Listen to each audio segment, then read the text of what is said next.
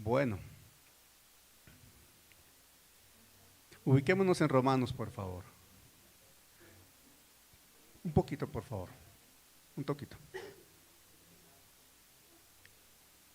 Aleluya. Como es conocido por ustedes, estamos desarrollando los domingos desde un contexto evangelístico, un estudio de Romanos, bajo un título general que es de la desgracia a la gracia y salvación. Ese es el título del estudio, de la desgracia a la gracia y salvación. Estamos dando un enfoque evangelístico, dada la condición y característica del desarrollo del contenido de Romanos. Este es el estudio 21, la parte 21 ya, con un saludo para quienes nos están viendo, los que nos verán más adelante. Y hoy el título es muy particular.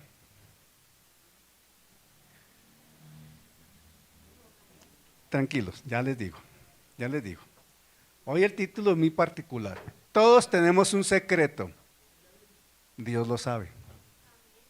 El título de hoy, ¿cómo es? Todos tenemos un secreto, Dios lo sabe. Y vamos a trabajar este título, el desarrollo de este mensaje, en el contexto de Romanos 2, del 12 al 16. Le voy a pedir el favor a mi amada esposa, Pastora Elizabeth, que esté leyendo, pero leamos desde el 11, de Romanos 2, 11 al 16, y oremos por la palabra, por favor. Amén. Yo quiero que si usted ya encontró la cita, usted se ponga sobre sus pies. Romanos capítulo 2, del 11 al 16. Leemos la palabra en el nombre del Padre, del Hijo y con la guía del Espíritu Santo. Amén. Versículo 11. Porque no hay acepción de personas para con Dios, porque todos los que sin ley han pecado, sin ley también perecerán.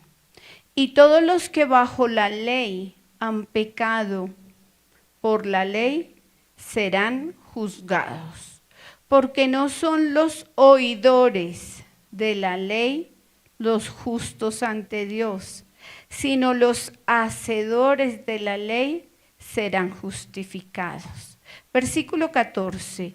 Porque cuando los gentiles que no tienen ley hacen por naturaleza lo que es de la ley, estos, aunque no tengan ley, son ley para sí mismos, mostrando la obra de la ley escrita en sus corazones, dando testimonio su conciencia y acusándoles o defendiéndoles sus razonamientos. Versículo 16.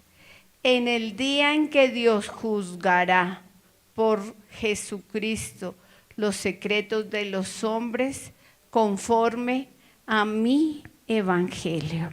Señor, en esta mañana te pedimos que haya palabra rema, palabra revelada, Señor.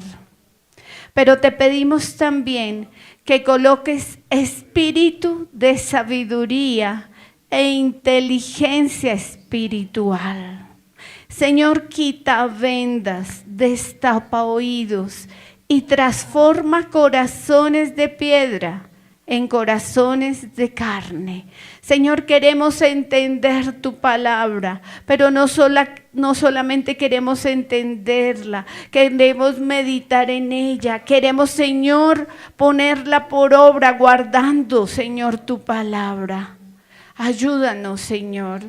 También te pedimos, Señor, que bendigas al portador de tu palabra. Pasa un carbón encendido por sus labios, Señor. Que él no hable de lo suyo, sino de lo que tú le has enviado a hablar. Toda la gloria es para ti, Padre Celestial, en el nombre poderoso de Jesús. Amén y amén. Amén. Perfecto. Siéntese, por favor. Conocemos perfectamente ya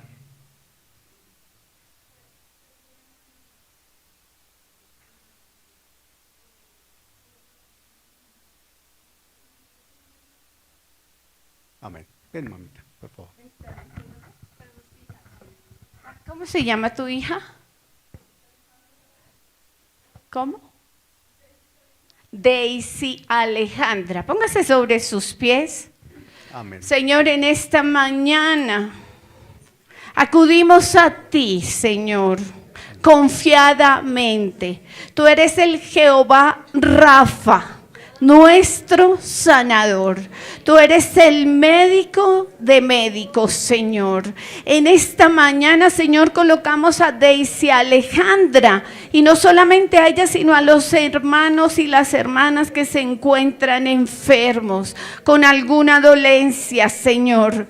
Te pedimos de una manera especial que te pases, Señor, que pases tu mano poderosa sobre el cuerpo de Daisy Alejandra, Señor. Tú eres el hacedor de milagros. Tú colocas tejido nuevo, células nuevas, y te llevas toda enfermedad que el enemigo ha venido a colocar en nuestros cuerpos. Señor, tu palabra dice en Isaías 53:4, Señor, que tú te llevaste toda enfermedad, toda dolencia, y que por tu llaga hemos sido nosotros curados, Señor. Nosotros lo creemos y por eso acudimos a ti confiadamente, Señor, porque tuya es la gloria, el poder, Señor. Todo te pertenece a ti y tú eres el que bendices las manos de esos médicos en ese lugar. Tú eres el que da sabiduría y sobre todo traes paz a la vida de Daisy Alejandra y a su familia, Señor. Toda la gloria es para ti, Padre Celestial, en el nombre poderoso de Jesús de Nazaret te hemos orado y decimos amén. Amén. Gracias, Padre. Gracias, Padre.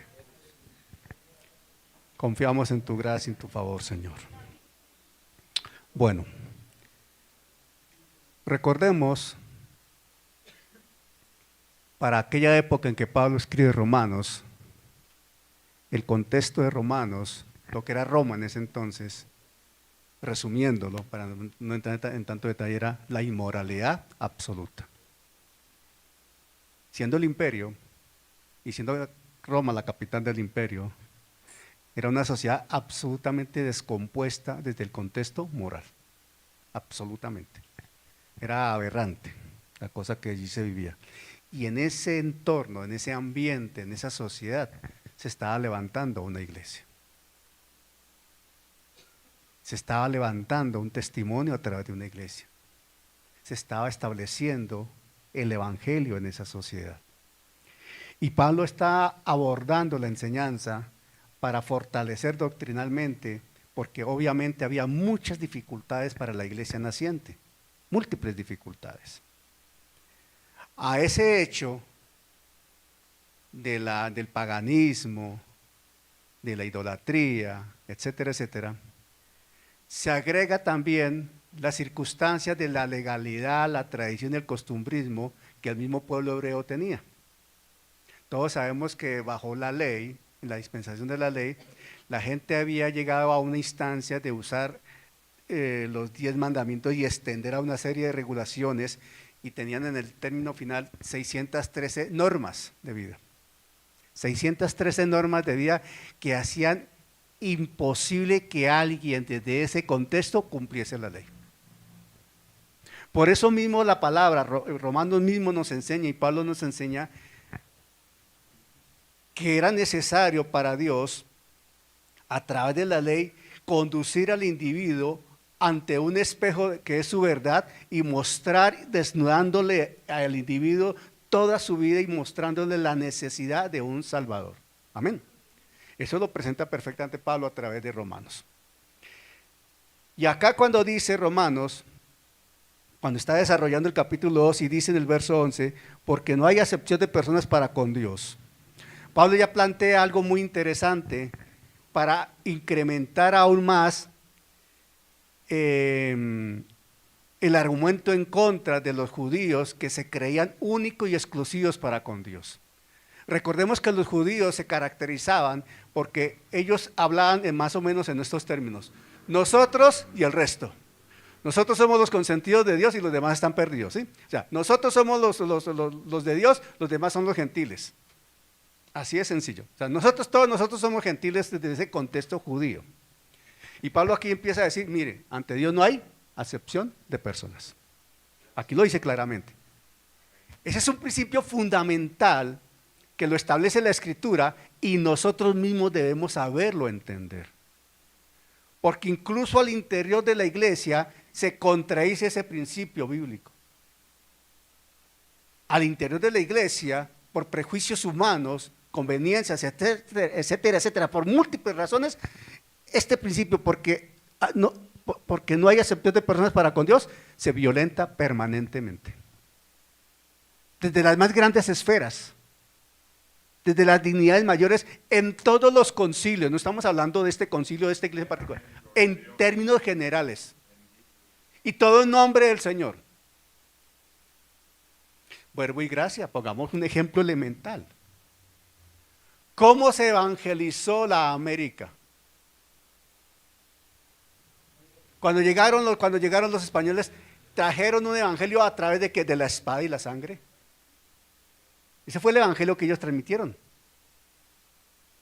Porque los indígenas adoraban el sol, porque el indígena adoraba la luna, porque el indígena adoraba la creación, etcétera, etcétera. Pero el evangelio que ellos les presentaron, ¿cuál fue? El de la espada, la sangre y la muerte. Y el que no se volviera cristiano a la fuerza era muerto. ¿Y eso enseña la palabra? No. No nos vayamos tan lejos, ahora vengámonos a tiempos contemporáneos. Vamos a recordar algo que nosotros tuvimos como referencia en alguna época en un proyecto evangelístico misionero. Un grupo que iba al Chocó y se resistía y pretendía que en el Chocó las mujeres del Chocó no usaran esas trencitas que ellas se hacen en sus pelos, que porque eso no era de Dios. Y uno dice, y hacían acepción de personas por un principio de eso. Dice, ¿qué tiene que ver las trenzas del cabello con creer o no creer? Con ser salvo o no ser salvo.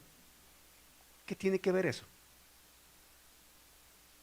Pero sin embargo argumentaban esa circunstancia cultural para hacer acepción de personas. Ahora vengámonos a una actualidad hoy. Fácilmente, si llega y entra una persona con un tatuaje en el brazo, muchas veces se le hace el feo. ¿Por qué? Porque trae el tatuaje en el brazo. Entonces esa persona no puede recibir el evangelio. Esa persona no puede buscar de Dios. Esa persona no puede ser salva. O porque llegó con un tatuaje, entonces no queremos ni hablarle. O no le podemos soltar el micrófono si Dios lo llamó a pastorear. ¿Me estoy explicando hasta dónde llega uno con su concepto? Porque prevalece, acá violentando este principio, prevalece los prejuicios de las normas de los hombres. La radicalización del concepto normativo humano. Según me parece a mí, según el reglamento, según la norma, según no sé qué, según, ¿me estoy explicando? ¿Y qué dice la palabra? Que ante Dios no hay acepción de personas. Y si Dios estableció ese principio desde la eternidad, ¿quiénes somos nosotros para violentarlo? Ahora, esto no quiere decir que entonces admitamos desórdenes, violaciones abiertas de la palabra, una serie de situaciones que, bueno, todo tiene un orden, ¿verdad? Pero desde el contexto básico, Dios no admite acepción de personas. Si Pablo lo está entendiendo y se lo está transmitiendo a los mismos judíos y a los mismos romanos. Porque todos los que sin ley han pecado, sin ley también perecerán, y todos los que bajo la ley han pecado, por la ley serán juzgados. Y establece el principio fundamental de la ley. Si alguien cumpliese la ley perfectamente, sería salvo. Si la cumpliese perfectamente, ¿quién la puede cumplir? Ninguno. Hay personas y hay doctrinas actualmente que se apegan al Antiguo Testamento. Seguro, pues, sí, todavía hay gente que se apega al Antiguo Testamento. Y son así, pero mejor, uno dice, pero ¿qué pasó aquí? No, todavía están ahí. Entonces, miren un razonamiento que le escuché a Alvis Carballosa, me quedo con él y lo transmito. Es uno de los eruditos bíblicos que a mí me gusta escuchar y leer y estudiar porque lo hace muy bien. Este hombre yo lo recomiendo que se le escuche, aunque hay algunas cosas doctrinales que me difiero de él, pero son cosas menores. En lo fundamental estamos de acuerdo. Porque este hombre es teólogo, es historiador y es un experto en gramática. Entonces cuando él va enseñando les pone a uno la gramática en español, la gramática en griego, y el tipo como domina el griego, desde el griego a uno le explica perfectamente la exégesis y lo hace muy bien, lo hace de una manera muy amena y uno aprende con él. Entonces él decía, hablando de esto, decía, miren, si alguien pretende a través de las normas de la ley ser salvo, tiene necesariamente que ser tan bueno como lo es Dios. A ver, ¿tiene razón o no tiene razón? Toda la razón. Cuando el hombre dice esto, yo iba manejando cuando el hombre, y como que bajé un poquito la velocidad del carro para poder, devolví un poquito. Si tiene que ser tan bueno como es Dios. Porque la perfección de la ley está hablando de la perfección de Dios y de la santidad de Dios. Por eso es imposible que un hombre la cumpla. El único que cumplió la ley por nosotros, que era necesario que lo hiciera, ¿quién fue? Jesucristo. Y aquí Pablo ya está planteando la necesidad de ese mediador. Hermanos, nosotros no tenemos una opción distinta a la de Jesucristo. Y lo que está Pablo diciendo acá. Pero Pablo le plantea a los judíos algo, porque todos los que son sin ley han pecado, porque todos los que sin ser ley han pecado, sin ley también perecerán, y todos los que bajo la ley han pecado, por la ley serán juzgados. Y Pablo le está diciendo, miren, usted que se cree perfecto, Pablo le está diciendo al judío que se creía perfecto, y hoy podemos decirle a alguien que se cree cristiano y se cree perfecto, porque hay cristianos que se creen perfectos. Hay hermanitos que se creen impecables. Santos, santos, santos, solo porque un día fueron a la iglesia o van a la iglesia. Error. Aquel que se cree justo, mire que no, caiga. Aquel que se cree firme, mire que no, caiga. Hay gente así. Y yo he conocido a varios. Y Pablo le está diciendo al judío, no crea que por ser judío, usted ya tiene la salvación ganada. Le está diciendo, mire, esos que no son judíos, allá afuera, muchas veces se portan mejor que ustedes. Y aquí hay que decirlo, mucha gente allá afuera, sin ser cristianos, se portan mejor que muchos cristianos. Y lo hacen quedar a uno en vergüenza. Es cuando dice la misma escritura que las piedras hablan. Que venga una persona no creyente, que venga una persona que uno sabe que no es creyente, a decirle a uno creyente, que lleva años en el evangelio y que enseña, predica y cantidad de cosas, y que venga a decirle a uno, ustedes que se dicen cristianos son así. ¿Qué señala el mundo? ¿No señala eso? ¿Por qué? Porque el mundo está mirando al creyente y el mundo le exige al creyente más que a cualquier otra persona. Pero nosotros mismos, a nosotros mismos no nos exigimos más que a otras personas. Y nos acomodamos a las circunstancias que el mundo ofrece. Ahí es donde se cumple lo que dice Romanos 12, 1 y 2. Nos dejamos moldear por el mundo. Y Pablo aquí está diciendo, no, ustedes son judíos, pero allá afuera los no judíos dan mayor testimonio porque esos que no son judíos cumplen mejor la ley que ustedes mismos. Y afuera muchas veces hay gente que se conduce, ojo, yo estoy hablando de la conducta. Allá afuera hay gente que se conduce, se comporta mejor que nosotros mismos. Y ahí es cuando uno tiene que mirar qué está pasando con nuestras vidas. El testimonio.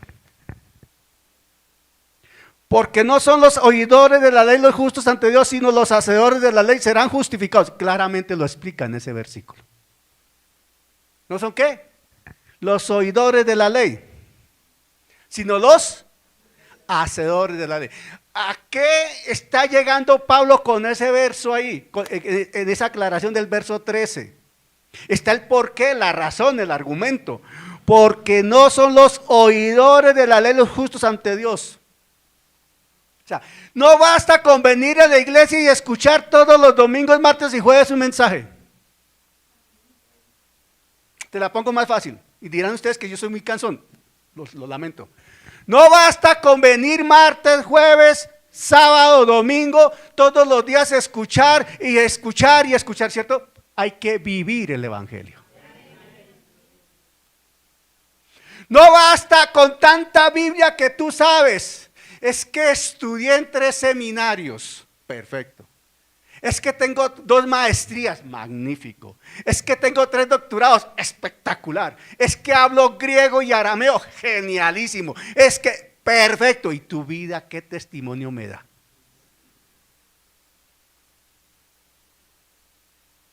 Y este intelectualoide teológico da un pésimo testimonio mientras una humilde persona que apenas sí lee la Biblia, pero tiene la gracia y el poder del Espíritu Santo, da testimonio y lo hace quedar como un cuero.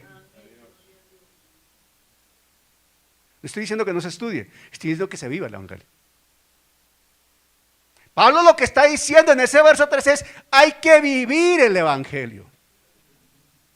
Porque la gente no mira en nosotros lo que hemos estudiado.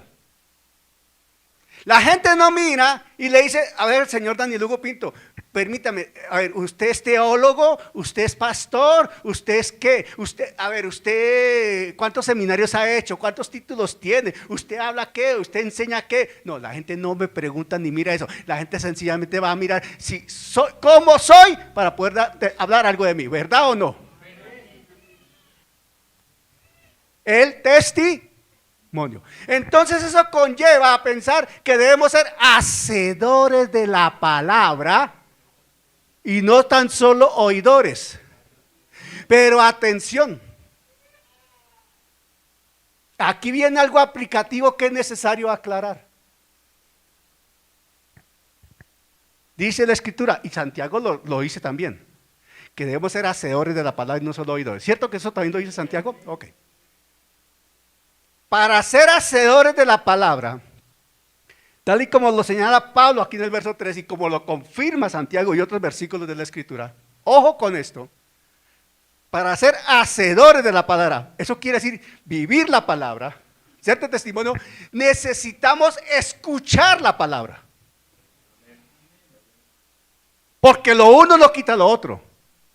Ojo, ahí no está diciendo, haz sin escuchar, sino escucha y haz lo que escuches y hazlo bien. O sea, hay que hacer la palabra, vivir la palabra, pero lo primordial es haz la palabra, vive la palabra de acuerdo a lo que Dios te está enseñando, revelando y guiando. No escuché un amén. No pretendas vivir la palabra de acuerdo a tu conveniencia o a tu interpretación de carne y sangre, porque la estás embarrando. Claramente. Es lo que está diciendo Pablo acá. Porque no son los oidores de la ley los justos ante Dios, sino los hacedores de la ley serán justificados. Los hacedores de la ley serán justificados. Los que obedecen la palabra serán los justificados, los declarados santos, los salvos. Los que obedecen. Y para obedecer debemos agradar a Dios. Esto quiere decir que obedecemos según los términos divinos. Hermano, yo no dejaré de repetir lo mismo. Uno obedece según lo que Dios indica, no lo que a mí me parece. Es que tenemos un terrible error, cometemos un error. Todos, hermano, yo me incluyo también. Muchas veces, y sin darnos a veces cuenta, hacemos cosas desde el contexto bíblico, pero con la interpretación nuestra. De acuerdo a lo que yo quiero que la palabra me diga. Ojo, de acuerdo a lo que yo quiero que la palabra me diga, no de acuerdo a lo que la palabra me dice. ¿Sí me estoy explicando? Entonces, acomodo la palabra según mi necesidad. Verbo y gracia. Hago un negocio. Me comprometo en un negocio, firmo documentos, etcétera, etcétera. Y después de hacer el negocio, de firmar documentos y comprometerme en todos los aspectos que conlleva eso, vengo. Señor, aquí estoy. ¿Qué te parece, Señor? Ya firmé los documentos, ya hice el negocio, ya entregué dinero. Ahora, Señor, dime, ¿cómo te parece?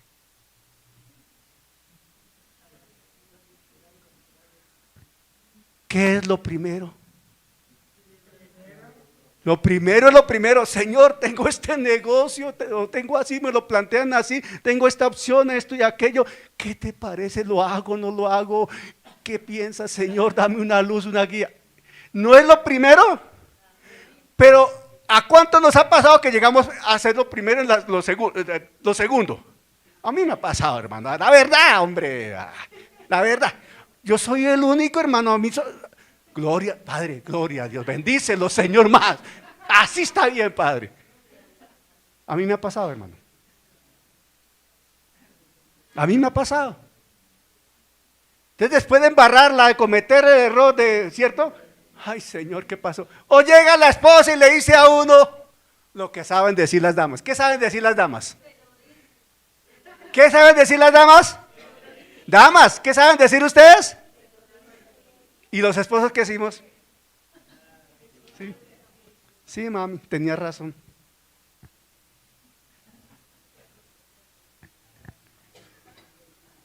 Porque no son los oidores de la ley los justos ante Dios, sino los hacedores de la ley serán justificados.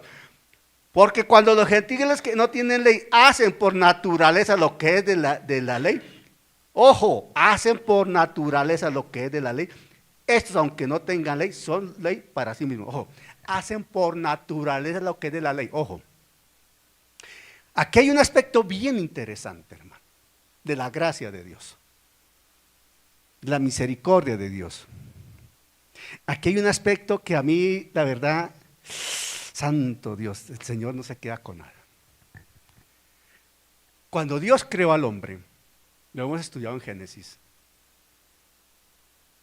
Nosotros vimos desde el contexto de la antropología bíblica 7 aspectos, ¿cierto?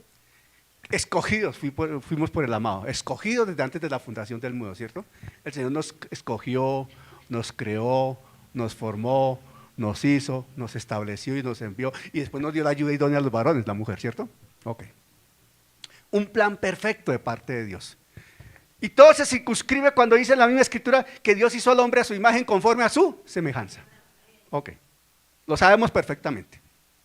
Pero también sabemos que Eva muy diplomáticamente aceptó una conversación y entró en un diálogo que nosotros llamamos diálogos prohibidos, ¿cierto?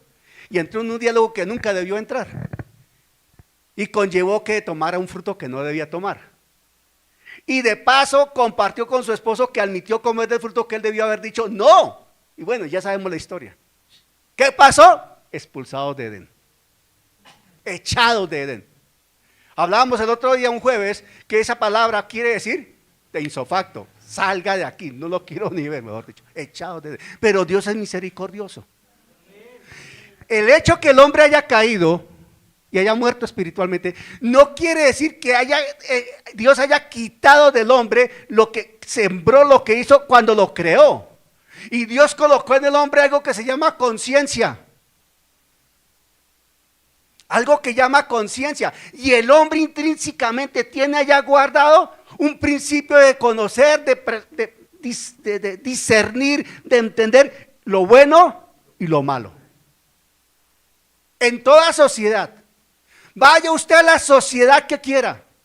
Analice la historia de las naciones. Analice la historia de los hombres, en donde quiera. Y se va a dar cuenta que hay un patrón común. Matar es malo en cualquier sociedad. Y se castiga. Simple y llanamente. Matar está mal en cualquier sociedad. Ha estado mal en cualquier sociedad. Robar también. Y hay sociedades donde el extremo se llega a que una persona que roba le cortan la mano, por ejemplo. ¿Saben eso? ¿Ustedes sabían eso? Hay partes donde al que roba le cortan la mano. O lo pasan por el patíbulo. Así es sencillo. Hay cosas extremas. Hay partes donde la cosa es extrema. Entonces hay un principio de lo bueno y lo malo. Hay una conciencia que al hombre le dice que hay cosas buenas y hay cosas malas. Aquí cuando dice que aquellos, el verso 14, ¿cómo vamos de tiempo? Vamos bien. Verso 14, dice, porque cuando los gentiles que no tienen ley hacen por naturaleza lo que es de ley, por naturaleza. Ojo con esa expresión por naturaleza, subrayela, esta clara. Quiere decir, lo que está puesto dentro del hombre en virtud de la creación. En virtud de la creación, esa es la explicación, ojo, atención, esa es la explicación del por qué tanta gente que no es cristiana se porta bien. Son correctos, son decentes, de verdad son formales, es gente de confiar.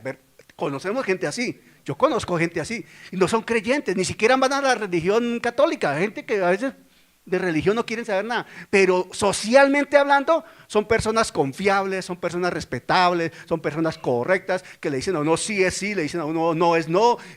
Me estoy explicando, yo conozco gente de ese catalante, porque tienen eso dentro, que Dios lo puso en la creación. Eso está en la genética espiritual del hombre. La genética espiritual del hombre está con eso ahí, está puesto allá, esos principios. Así como también está el hacer el mal, porque hace parte del hombre caído, ¿verdad? Listo. ¿Qué le falta a esta persona que se porta tan correctamente? Ser salvo. Le falta casi todo, pero bueno, pero por lo menos socialmente es un ejemplo, ¿verdad? Alguna vez, las cosas que se presentan, es curioso, hay curiosidades en la vida. Una persona que yo conocí, como le estoy diciendo ahorita, una persona socialmente, profesionalmente intachable. ¿Verdad? Una persona, hablaba y hablaba muy bien, muy respetuoso esa persona, respetuosa esta persona, decente, formal, bien formado, bien educado, profesionalmente intachable, profesionalmente una persona, ¿sí? Y en todos sus aspectos, lo que uno conocía. Y de pronto hablando con alguien que lo conocía más de fondo, no, sí, solo le falta un detalle, conocer a Dios. Sí, hermano, porque es gay. Pero cuando uno hablaba con esa persona, no se veía nada de eso, hermano. Uno tenía que ya conocerlo muy bien o que alguien lo conociera y le dijera, uno, del resto no, uno no sabía nada. ¿Me estoy explicando? Eso sucede. Porque en el interior del hombre está lo que Dios puso en la creación. Eso no lo quitó Dios con la caída, lo mantuvo. Como gracia del cielo y como un elemento necesario para cuando el hombre naciera de nuevo. Amén. Perfecto. Ahora bien, esa es la genética espiritual, hermano, que estamos ahí. Dice el verso 15, mostrando la obra de la ley escrita en sus corazones, dando testimonio de su conciencia y acusándoles o defendiéndoles sus razonamientos, dándole testimonio de sus conciencias. Y aquí hay un aspecto en cuanto a la conciencia, bien particular, hermano, bien particular en cuanto a la conciencia. Miren, es como un tribunal interno en el alma, allá interno en el hombre, la conciencia. Y opera, hermano, opera. Yo creo que aquí, indiscutiblemente, a excepción del bebé y los menorcitos, todos tenemos alguna experiencia en la vida donde uno sabe que algo dentro lo llevó a no hacer algo como que a uno le avisa, como que uno le dice, como que uno le advierte, ¿verdad? y no lo hace. O después de haber hecho algo como que uno dice, "La embarré, eso no es", y algo como que a uno le hablara algo, ¿nos ha pasado o no nos ha pasado? A todos, hermano, a todos. Esa es la conciencia. Esa es la conciencia. Entonces está la función de impulso. La conciencia tiene una función de impulso. Incita al individuo a realizar lo que es moralmente correcto y aceptarle frente al diseño original. Hay algo que a uno le dice que lo correcto es lo correcto. Ejemplo, no matar, no robar, no quedarse con lo que no le corresponde. ¿Me estoy explicando? Principios fundamentales de una sociedad. Y uno lo ve, como le digo, en gente que no necesariamente es creyente, no necesariamente conoce la Biblia, no necesariamente va a una iglesia, sino que socialmente tienen eso está puesto ahí. Desde sus casas se lo han enseñado, sí, pero es que es un patrón de vida que está puesto por Dios mismo en las conciencias de las personas y lo han enseñado, ¿verdad o no? Y muchos de nuestros hijos se levantaron también con ese principio. No, no, hermano. O uno le decía al hijo, no, papá, no cojas ese lápiz que no es tuyo, devuélveselo al niño que es del otro niño. Es que me gustó, sí, te gustó, pero es del otro niño, devuélvelo. Eso está mal, ¿verdad o no? Así es sencillo. Pero también la conciencia tiene una función de advertencia. Hablamos de la función de impulso. Uno lo impulsa a hacer lo correcto, ¿no? Pero tiene una función de advertencia. La conciencia activa alarmas. Activa alarmas antes de cometer una transgresión o generar una situación inapropiada. ¿A cuántos les ha pasado alguna vez en la vida que antes de hacer algo como que algo le dice a uno, no lo haga, cuidado, por ahí no es? Y definitivamente llega el momento que uno dice, no, por ahí no es, por ahí no es, por ahí no es. No, yo en eso no me meto, yo por ahí no. Sin que tener que ser algo extremo, ¿no? Sino que sencillamente, pero termina uno haciendo caso, ¿me estoy explicando? La conciencia activa esa voz de alarma, hermano. Y eso es gracia de Dios también para con uno. Hay una función también, una tercera función de la conciencia, que es la función de confirmación o defensa. Una función de confirmación o defensa. Entonces, quiere decir esto, que esa conciencia lo lleva a uno a que a nivel de los razonamientos se analice conforme a los estándares morales. Se llega el momento en que uno se queda pensando, uno reflexiona. No, yo no puedo, yo no puedo hacer esta vaina porque es que, no, definitivamente que no. Ejemplo, pero ¿cómo me voy a meter en ese negocio, hermano? Porque de plano hay cosas como enredadas y no, me meta con la ley, hermano, y ¿qué va a pasar conmigo? No, tampoco. Y si me coge la policía o la justicia en mi familia, ¿qué? ¿Yo qué voy a hacer? Me estoy explicando, uno lo razona, lleva a un nivel de razonamiento que uno dice, no, definitivamente no. O si uno dice definitivamente sí, ya por lo menos está advertido y ya lo pensó, ¿verdad o no? Entonces la conciencia lo lleva a uno a ese nivel de confirmación o defensa, y uno se detiene Pero también la conciencia llega a un punto, tiene un cuarto elemento que es la función acusadora. ¿La función qué? Acusadora. Mire, la justicia es un fiscal severo, la conciencia es un fiscal severo, hermano. Tiene un dedo impecable, duro, con uno. Le señala la culpa, le señala las consecuencias, le señala los problemas. La conciencia lo trae a uno a reflexión y lo puede llegar, y ya el Espíritu Santo toma el elemento para conducirlo a arrepentimiento. Para unos, para otros se quedan en remordimientos, y es un problema quedarse en remordimientos. Entendiendo por remordimiento, cuando uno recuerda el hecho que cometió, lo recuerda y lo sigue recordando, y se sigue lamentando, lo sigue recordando y y se sigue lamentando, lo sigue recordando y se sigue lamentando, pero de ahí no sale. Y permanentemente sucede eso. Está en remordimiento. ¿Pero por qué lo hice? No debía hacerlo. ¿Cómo le embarré de esa manera? No, está mal. Y dura 2 años, 3 años, 5 años con lo mismo. Eso es remordimiento. Y le entregó la batuta al enemigo de la justicia. Cuando uno para evitar eso debe llegar al arrepentimiento. ¿Lo hizo mal? Sí. La conciencia le está indicando que lo hizo mal. Si el Espíritu Santo le está dando luz, revelación de que lo hizo mal, ¿qué debe hacer? Arrepiéntase. La palabra dice que si confesamos nuestros pecados, Él es fiel y justo para perdonar, ¿cierto? ¿Dice eso o no dice eso? Lo dice. Hermano, ¿la embarró? Sí. ¿Usted es consciente que cometió un error? Sí. Ok, arrepiéntase. Reconozca ante Dios, hermano, que Dios lo sabe todo. Reconozca ante Dios que la embarró, cometió un error, arrepiéntase, acepte el perdón de Dios, acepte el perdón de Dios, porque Dios lo está perdonando.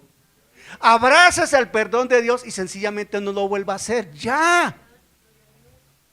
Dios perdona. Si eso no fuera cierto, lo que está en 1 Juan 9, es que es 1 Juan 9, sería una mentira entonces, o no estaría. Pero si confesamos nuestros pecados, Él es fiel y justo para perdonar y limpiar de toda maldad. ¿Dice o no dice la Escritura? Y también dice que con relación a los pecados que tenemos a Jesucristo, como un abogado, como un defensor, ¿dice o no dice la Escritura? Entonces Dios lo que está diciendo es: sé que pueden cometer errores, sé que se pueden equivocar, sé que pueden pecar, pero cuando la conciencia les indique, les acuse, les señale, mi Espíritu Santo les revele, arrepiéntanse, vengan a mí, yo los perdono y tranquilos, no lo vuelvan a hacer. ¿Cuánta gente, hermano, vive con remordimientos? A través de los años conocemos gente, hermano, que han pasado años. Están en el Evangelio, hermano. Han pasado años y todavía recuerdan un hecho de hace yo no sé cuánto tiempo y se sienten mal. He hablado con personas, pero hermano, ¿por qué se siente mal? Es que, hermano, hice. Espere un momento, hermano. ¿Usted nació de nuevo? Sí. ¿A usted Dios lo perdonó? Sí. Lo que me está diciendo es que Dios lo perdonó a excepción de. O sea, ¿Dios le perdonó todo menos eso? Contésteme, por favor. No, Dios le perdonó y le perdonó todo. Recordemos que el único pecado que Dios no perdona es la blasfemia contra el Espíritu Santo. Entonces, ¿por qué tenemos que estar con remordimientos y con el retrovisor puesto, recordando situaciones de hace no sé cuánto tiempo, entregándole la llave de la puerta al enemigo de la justicia para que entre a la sala y se meta al rancho, pues? Y hace daño, hermano. A nivel personal, al nivel conyugal, al nivel familiar, al nivel social, en todos los niveles hace daño. No, Dios nos perdonó y nos perdonó todo. Por eso dice la Escritura, somos nuevas criaturas, las cosas viejas pasaron, nos perdonó todo. Y como estamos dados a cometer errores, porque estamos sujetos a pasiones, como lo dice Santiago también, en cualquier eventualidad que cometamos un error, tengamos un resbalón, lo reconocemos por gracia del Espíritu Santo, por esa conciencia que tenemos allí, vamos a Dios, nos arrepentimos, nos levantamos y no lo volvemos a hacer, se acabó. Porque ¿qué es el arrepentimiento? Pues no volverlo a hacer. Cambiar 180 grados, cambiar de pensamiento, cambiar de actitud, ya no lo vuelva a hacer. Y siga adelante. Pero no se quede con el retrovisor puesto, hermano. Hermana. Y sobre todo las damas que a veces tienen un retrovisor muy largo. ¿Te acuerdas que el 24 de diciembre, y sacan el dedo, el 24 de diciembre de 1985, siendo las 9 de la noche, y estaba lloviendo? Ese día en esa esquina de la Séptima con Jiménez me quedé esperándote porque tú no llegaste. Y el otro, pero si yo, ¿a qué hora la cita? A las 9. Pero si yo llegué a las 9:15, no, era a las 9 y yo me fui a las 9:05. Y se lo recuerdan a uno 25 años seguidos. Pongo la broma y lo hago en broma, pero para dimensionar que no podemos estar con esos retrovisores puestos porque nos hacemos daño. Y más allá de la broma, pero el efecto que hay es, hermano, Dios nos perdonó. Nosotros también debemos perdonar. Y no acordarnos de cosas pasadas. Ya lo pasado es pasado, hermano. Lo que debemos recordar de esos hechos es para glorificar a Dios, que es diferente. Yo recuerdo que Dios tal cosa, gloria a Dios que me sacó de allá, es diferente, ¿verdad? O poderle decir algo, mire, yo pasé por ahí, hermano, yo sé lo que es eso. Yo también pasé por ahí, algo parecido me sucedió, pero gloria a Dios que Dios me levantó, me sustentó, me permitió hablar con mi esposa, aclaramos las cosas, eso sí lloramos, pero nos abrazamos, nos perdonamos y se acabó. ¿Me estoy explicando? Le está hablando un pechito que pasó por ahí y una pareja que pasó por ahí, se acabó. La conciencia tiene esa característica, hermano. Entonces hay que entender que el Señor usa esa función acusadora para llevarnos a un principio de entender que no podemos permitir que nuestra conciencia se endurezca. Eso es un riesgo gravísimo. Pero aquí Pablo, volviendo a Pablo, mostrando la obra de la ley escrita en sus corazones, dando testimonio de su conciencia y acusándoles o defendiéndoles sus razonamientos. ¿Cuáles razonamientos estás usando?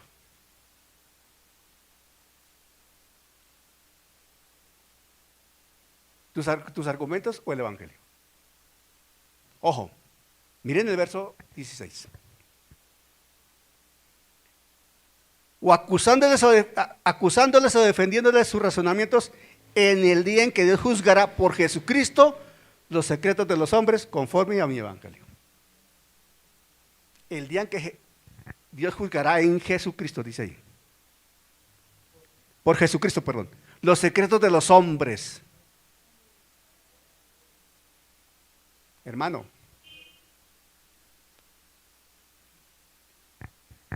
en una pareja no debería existir secretos. Atención, en un matrimonio no debería existir secretos. Todo debe ser transparente, sin secretos. Absolutamente todo.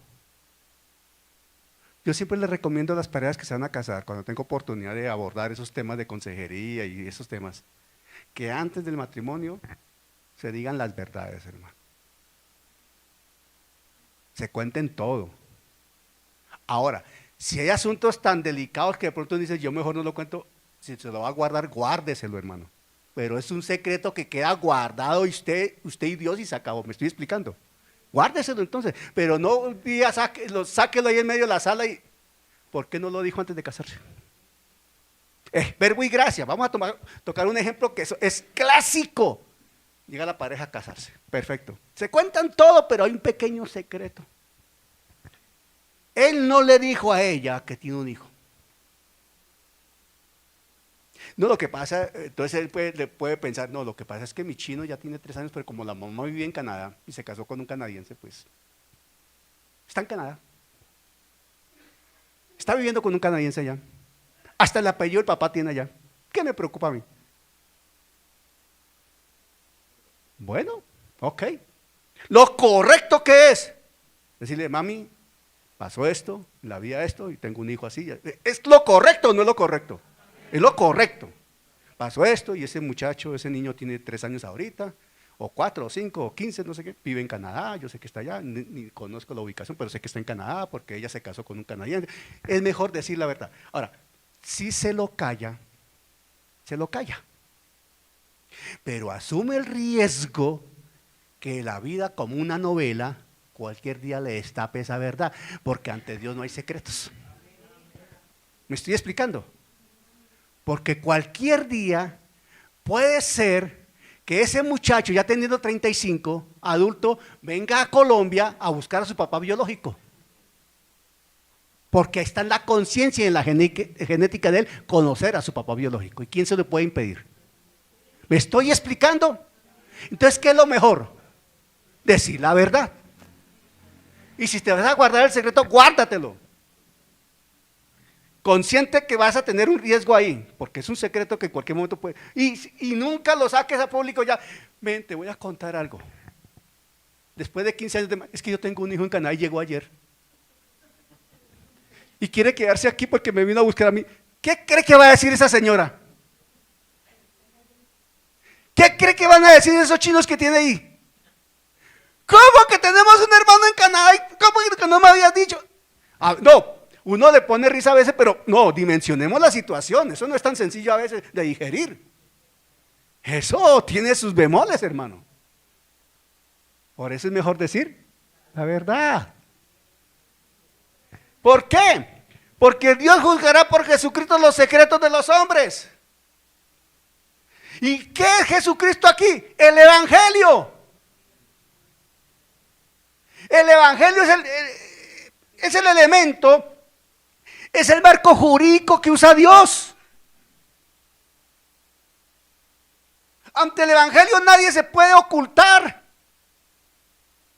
Entendiendo que el Evangelio es la norma, pero el Evangelio también es el juez, que es el mismo Señor Jesucristo. ¿Me estoy explicando? Hermano, es trascendente entender eso. Es fundamental entender eso. Todos podemos tener un secreto, de hecho todos tenemos algún secreto guardado. Ok, Dios lo sabe. No pensemos que Dios no lo sabe. Porque vemos personas que se guardan sus secretos y creen que Dios no lo sabe. Ah, no, aquí no saben, aquí no saben. Aquí no saben. ¿Cuántos pastores están en fornicación y su iglesia no lo sabe? Pero Dios sí lo sabe. Están en adulterio, su iglesia no lo sabe, pero Dios sí lo sabe. Y son santos y hablan de santidad y regañan al hermano porque peleó con la novia y regañan a la niña porque está de novia con no sé quién, pero mire su vida cómo está. Me estoy explicando, una doble moral, una hipocresía plena, pero Dios lo sabe. Entendamos que Dios lo sabe todo y ante Él estamos desnudos. Y aquí vale la pena ir a Eclesiastés. Vamos a Eclesiastés, finalizando, o antes de cantar, finalizando Proverbios, ¿verdad? Eclesiastés capítulo 12. Ese marco jurídico de Dios, Eclesiastés lo enmarca justamente de una manera contundente, hermano. Mire, búscalo por favor, mi amor, en una versión alterna. Escúcheme por favor. Otras veces yo he insistido con esos pasajes y quiero que por favor, si tiene posibilidad en su Biblia, lo subraye. Lo tenga bien clarito. Si lo tiene en el celular tiene manera de destacarlo, etcétera, etcétera. Este pasaje es importante, hermano. Dice, Eclesiastés capítulo 12, versos 13 y 14. Fácil. Los últimos dos versículos de Eclesiastés, para que no se complique tanto. Listo, los últimos dos versículos de Eclesiastés.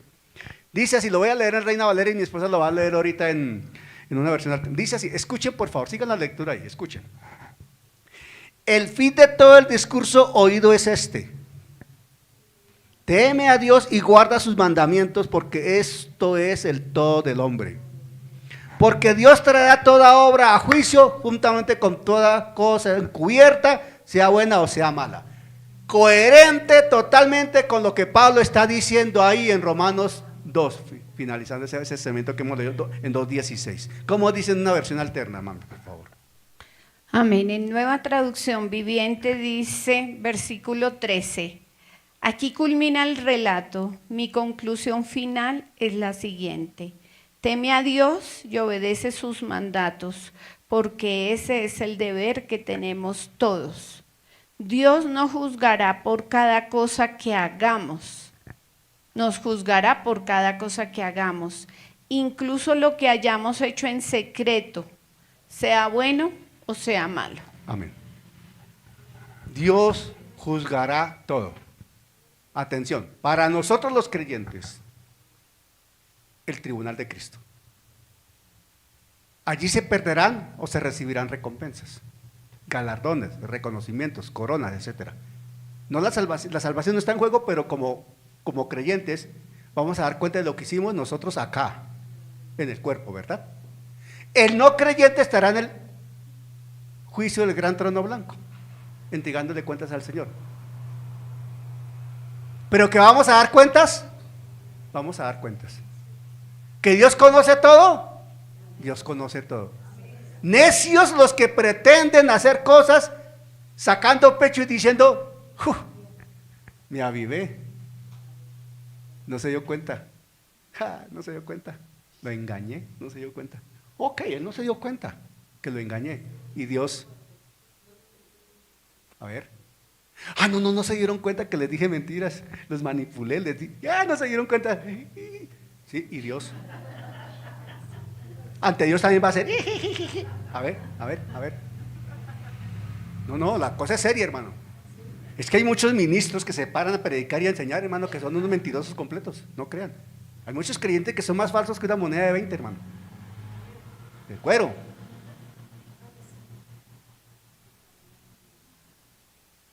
Y se dicen muy santos.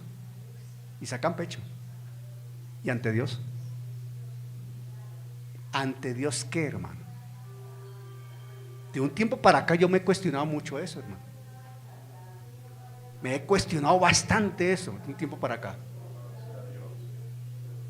Ver gente que saca pecho y glorifica a Dios y todo, pero sus vidas tienen doble rasero, piensan que a Dios lo pueden burlar. ¿Piensan que ante Dios pueden hacer lo que se les venga en gana? Hermano, Dios nos conoce porque Él nos formó, nos creó, nos hizo. ¿Cómo que pretendemos engañarlo a Él, hermano? Si entendiéramos la dimensión de que Dios lo sabe todo, la iglesia caminaría muy diferente, hermano. Totalmente diferente.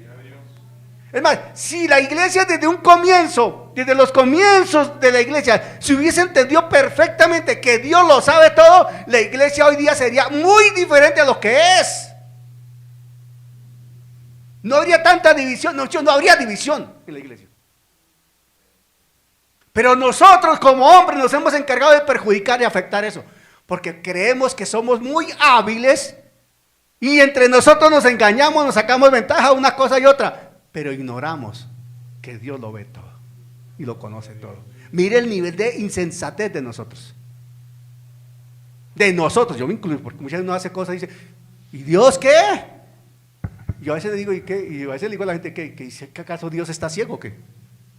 ¿Dios está sordo o qué? ¿Dios no lo sabe?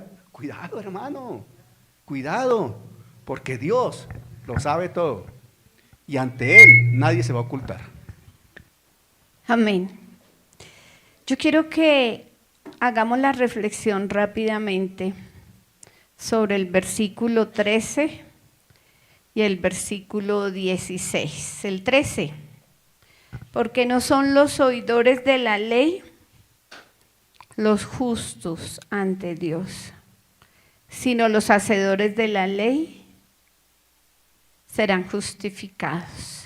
Y el 16 dice, en el día en que Dios juzgará por Jesucristo los secretos de los hombres, conforme a mi evangelio. Y el Señor me estaba inquietando ahí. Sé que hay gente que no es más nueva que otros. Gracias por estar acá. No sé por qué tienen que escuchar esto. Pero hay un llamado, y ayer sucedió la primera reunión de Junta Nacional de Pastores, y el primer tema que se trató fue el tema de la asamblea. El pastor presidente pidió que los miembros asistentes hicieran un balance, dieran su opinión de lo que sucedió. Y algunos dijeron, de mi iglesia no quieren volver a la asamblea. Si esos son hombres de Dios, mejor no vamos allá. No vimos espiritualidad, sino vimos temas más de hombres, temas políticos, anhelos de poder, manipulaciones. lo dijo una pastora, lo dijo un pastor, lo dijo otro pastor también de fuera de Bogotá. Y cuando el pastor les dice que un hombre que no es creyente, que conoció el Evangelio, pero dice, y se lo dijo en la mesa a la Junta Nacional de Pastores saliente, si estos que dicen ser hombres de Dios se comportan así, mejor no, gracias. Mejor no, eso pasó en febrero. Es ahí cuando, con otros maltratos y todo, su pastora toma la decisión de retirarse de la Junta Nacional de Pastores. Y yo les quiero hacer un conflicto. Yo quiero que usted abra la palabra en Ezequiel 10, en Ezequiel 3:17. Y los voy a invitar a cada uno de ustedes en Ezequiel 3:17. Aquí sus pastores llevan 2 años y medio hablándoles de ser hacedores de la palabra, de ser testimonio vivo, que lo que dice Mateo 5:16 sea una realidad en sus vidas y seamos un reflejo, la luz para el mundo.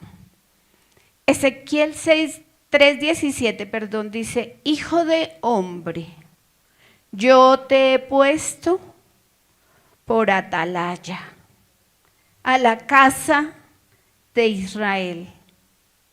Oirás pues tú la palabra de mi boca y los amonestarás de mi parte. Yo los invito, hermanos y hermanas. Somos tripartitos, espíritu, alma y cuerpo. Somos un espíritu que tiene un alma y que vive en un cuerpo. Estamos hablando día tras día, siempre terminamos en ser un testimonio vivo, porque Dios no juzgará a los oidores, a los que conocen palabras, sino a los hacedores. Hacedores. Ya hemos hablado de los juicios, pero le estoy hablando a creyentes. Cuando usted ve que algo no está bien y no está conforme, llámese a los estatutos del concilio, llámese la palabra, ¿usted se queda callado? No me conteste a mí. Vuelvo y le leo. El Señor dice, hijo de hombre. Eso no quiere decir que solo sea para los hombres, para las mujeres. Hijo de hombre, yo te he puesto por atalaya a la casa de Israel. Oirás pues tú la palabra de mi boca y los amonestarás de mi parte. Ayer hubo un momento donde dijeron, no, es que tenemos que ser todos unánimes, todos debemos fluir en amor, ¿por qué no nos podemos enfrentar? Yo les dije, perdón. El hecho de tener diferencias, el hecho de exponer y conocer, porque una atalaya tiene que conocer, tiene que haber leído más, tiene que estar mirando las cosas, tiene que tener el panorama y decir, no es por ahí, lo correcto es por acá. No es no amar a las personas, no es ser el enemigo de la persona. Si usted, y yo les he dicho acá, si usted ama a su hijo, usted lo disciplina. ¿Le gusta? No, a David no le gusta que yo le diga, David, por ahí no es. Mira lo que la palabra de Dios dice. Pero eso no es ser enemigo. Eso no es que me cae gorda la persona. Al contrario, es amor. Es amor. Corregir, mostrar que vamos a cometer un error. Y ayer volvía y empezaba ese tema, es que no nos amamos los unos a los otros, y es que el amor, yo le decía, pero espere, hay un llamado, Y yo confío en esta iglesia, madre de las 19 restantes. Tenemos una alta responsabilidad en esta IUJ La Gloria. Atalayas, por algo son los fundadores, por algo son la iglesia madre de las demás. Tenemos una alta responsabilidad. Por eso se tienen que preparar mucho, por eso tenemos que leer más que otros. Créanme que la palabra que se da acá, y los que han sido juiciosos y se conectan a las clases los miércoles, vienen los martes, están recibiendo mucho más que otros, pero es para algo. Ser hacedor no es hacerme cómplice y quedarme callado. No gusta ese llamado, esa profesión de ser atalaya, nunca la van a aplaudir, como cuando se es auditor. Yo acabo de salir del hospital. Ser auditor médico no era fácil. Nadie te va a aplaudir. Al contrario, ahí viene el auditor, la auditora. Shh, quedémonos callados, no digamos nada. Nadie te va a aplaudir, pero Dios, que todo lo ve. Así que mis hermanos, mis hermanas, sobre esta casa hay una función especial y una alta responsabilidad. Juanito, usted llegó acá, usted ya hace parte de este grupo. Hay que leer, hay que estructurar, hay que formarse, pero hay que salir. El pastor lo dijo, Dios nos escogió, Dios nos llamó, Dios nos está equipando, pero Él mismo es el que nos envía y va a poner las situaciones en las que tú vas a tener que decidir si te hablas, porque la conciencia, el espíritu le está hablando a nuestro espíritu y nos quedamos callados. O hablamos o callas, pero tú decides. El pastor lo decía claro, es mejor decir la verdad en el tiempo correcto. No le gustará a otros, pero Dios, que todo lo ve, que todo lo escribe en sus libros, lo está viendo. Que tu conciencia no te acuse si decides quedarte callado o callada. Póngase sobre sus pies. Señor, en esta mañana hemos recibido tu palabra. Señor, este capítulo de Romanos 2, en sus versículos 13, 16, es un llamado de atención a nuestras vidas, a nuestros ministerios. Y recordemos que el primer ministerio que tenemos es el ministerio de la reconciliación. Reconciliar al mundo con Dios. Pero tú decides si te quedas callado o callada. Dios te está mostrando a qué te ha llamado. No solamente a venir al ministerio de la silla, a echar cadera espiritual, a recibir y no dar nada. Tú decides, o hablas o te callas, o consientes el pecado o hablas.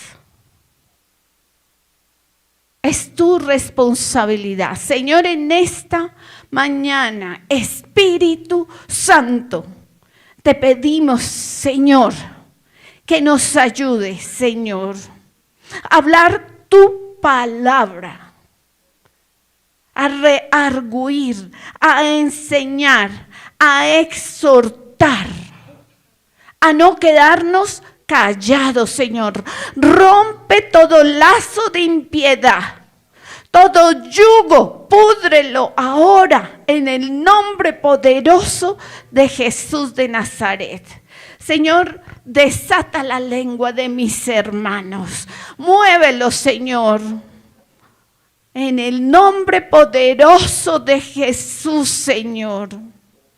Ve actuando, Señor, sobre cada persona que se congrega en este lugar.